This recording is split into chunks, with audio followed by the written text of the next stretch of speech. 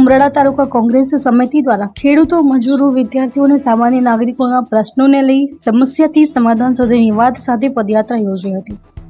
તાલુકા કોંગ્રેસ પ્રમુખ શક્તિસિંહ ગોહિલની આગેવાનીમાં કાર્યકરો ઉમરાળાથી પગપાળા ભાવનગર કલેક્ટર કચેરી પહોંચ્યા હતા.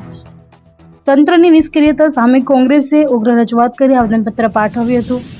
સ્થાનિક આગેવાનોનું કહેવું છે કે તાલુકા કક્ષાએ અનેક રજૂઆતો છતાં પ્રશ્નોનો કોઈ ઉકેલ આવ્યો નથી. પદયાત્રામાં ઉમરાળા સીએચસી ખાતે કાયમી ડોક્ટરની નિમણૂકની માંગ કરવામાં આવી હતી.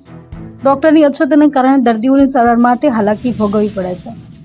તાલુકાની સરકારી શાળાઓમાં શિક્ષકોની ભારે ઘટ હોવાનો મુદ્દો પણ ઉઠાવવામાં આવ્યો હતો.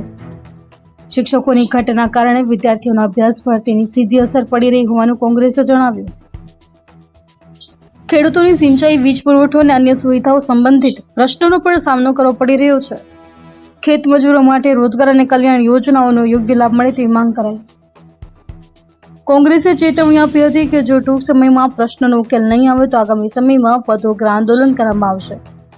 અશ્વિન ગોહેલ, જી ન્યૂઝ, ભાવનગર.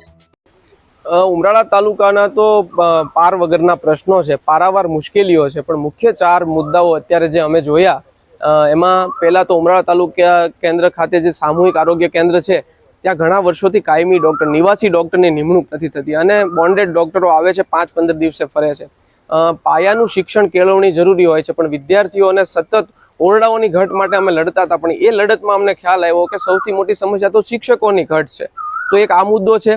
ત્રીજું ફાયર બ્રિગેડ છે. હમણાં ઉમરાળા તાલુકામાં લગભગ 4 એવી ઘટનાઓ બની જેમાં આગ લાગી અને માંડ જાનહાનિ થતાં બચી છે, પણ તાલુકામાં મધ્યસ્થ ક્યાંય ફાયર સ્ટેશન નથી. અને અત્યારે ખેડની સિઝન છે, જેઠ મહિનો માથે છે, સક્રિય ચોમાસું થવામાં છે અને ખેડૂતો ડીઝલ માટે વલખા મારી રહ્યા છે. ખેડૂતને ટ્રેક્ટર લઈને 5-15 કિલોમીટર જવું બહુ મુશ્કેલ હોય છે, પણ બેરલમાં ડીઝલ મળતું નથી. આ 4 પ્રશ્નોને કેન્દ્રમાં રાખી અને અમે આ પ્રશ્નોને કલેક્ટર સાહેબ પાસે આવેદન દેવા પહોંચ્યા હતા. કલેક્ટર સાહેબના કાન ખોલવા નીકળ્યા હતા કે આ કક્ષાએ બેઠેલા માણસો, સરકારમાં બેઠેલા સત્તાધીશોએ ફક્ત ખાલી ચૂંટણીઓ પૂરતું રાજકારણ નથી કરવાનું હતું, પણ ચૂંટણી પછી લોકોના શું પ્રશ્નો છે એ પણ સાંભળવાનું હોય છે.